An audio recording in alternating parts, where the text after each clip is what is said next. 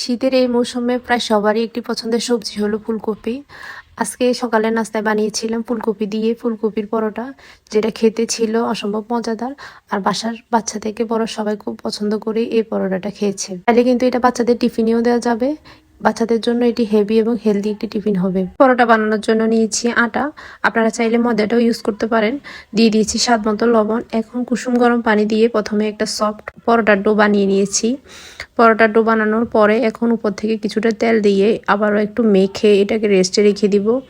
এদিকে আমি ফুলকপি নিয়েছি, ফুলকপির কোনো ডাঁটা নিব না, শুধু ফুলের অংশটা নিয়ে গ্রেটারের ছোট অংশটা দিয়ে খুব ভালোভাবে মিহি করে গ্রেট করে নিয়েছি। ফ্রাই প্যানে সামান্য পরিমাণ সয়াবিন তেল দিয়ে এখানে দিয়ে দিচ্ছি রসুন কুচি, পেঁয়াজ কুচি আর স্বাদ মতো কাঁচামরিচ কুচি। সব কিছুকে একটু হালকা করে ভেজে গুঁড়ো মশলাগুলো অ্যাড করব। দিয়ে দিচ্ছি স্বাদ মতো লবণ, সামান্য করে হলুদের গুঁড়া, সামান্য লাল মরিচের গুঁড়া, সামান্য জিরা গুঁড়া আর একটু গরম মশলা গুঁড়া। মশলাগুলোকেও একটু ভেজে নিব। ভেজে আগে থেকে যে গ্রেট করা ফুলকপিটা ছিল সেটা দিয়ে দিব। দিয়ে এটা খুব ভালোভাবে মশলার সাথে মিশিয়ে 2 থেকে 3 মিনিটের মতো ভেজে নিব। 2 থেকে 3 মিনিট ভেজে নিলে এই ফুলকপিটা মোটামুটি সিদ্ধ হয়ে যাবে। এখন 2টা সিদ্ধ আলু দিয়ে দিচ্ছি। যেহেতু ফুলকপিটা অনেক বেশি ঝুরঝুরে, পরিমাণ মতো কিছুটা আলু দিলে পুরটা একটু সফট হবে। আর দিয়ে দিলাম ধনিয়া পাতা। ধনিয়া পাতাটা দিয়ে আরও একটু নেড়ে চেড়ে পুরটাকে নামিয়ে নিব। এখন রেস্টে রাখা ডোটা থেকে পরোটার জন্য লেচি কেটে নিব। এখন পরোটার একটা লেচি নিয়ে হাতের সাহায্যে একটু চেপটা করে নিব, চাইলে বেলেও নিতে পারেন।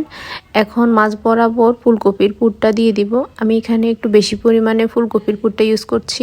পুরটা একটু বেশি হলে খেতে অনেক বেশি মজা লাগে।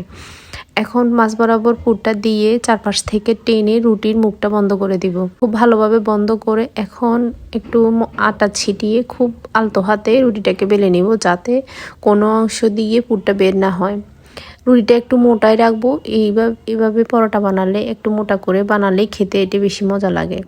এখন পরোটাটাকে 2 পাশ ছেঁকে পরিমাণ মতো তেল দিয়ে মুচমুচে করে পরোটাটা ভেজে নেব। আপনারা আপনাদের পছন্দ মতো যেমন খেতে পছন্দ করেন ওইরকম করে ভেজে নিতে পারেন। আমি একটু বেশি মুচমুচে করে ভেজেছি, তাইলে খেতে একটু বেশি মজা লাগে, উপর থেকে একটু মুচমুচে হয়। আর যারা কখনো ফুলকপির এই পরোটাটা ট্রাই করেননি তারা অবশ্যই একবার হলেও ট্রাই করে দেখবেন। আশা করছি আপনাদের ভালো লাগবে। এখন এগুলোকে কেটে সার্ভ করব, এজন্য কেটে নিচ্ছি। এটা চাইলে কিন্তু আপনারাও যে কোনো তরকারির সাথেও খেতে পারেন, বা আমার মতো শুধু শুধু সস দিয়েও খেতে এটা অনেক বেশি মজা লাগে। রেসিপিটা যদি ভালো লাগে অবশ্যই একটা লাইক করে দিবেন, আর কেমন লাগলো অবশ্যই কমেন্ট করে জানাবেন কিন্তু। আর বাকিদেরকে দেখার জন্য কিন্তু শেয়ার করে সুযোগ করে দিবেন। আল্লাহ হাফেজ।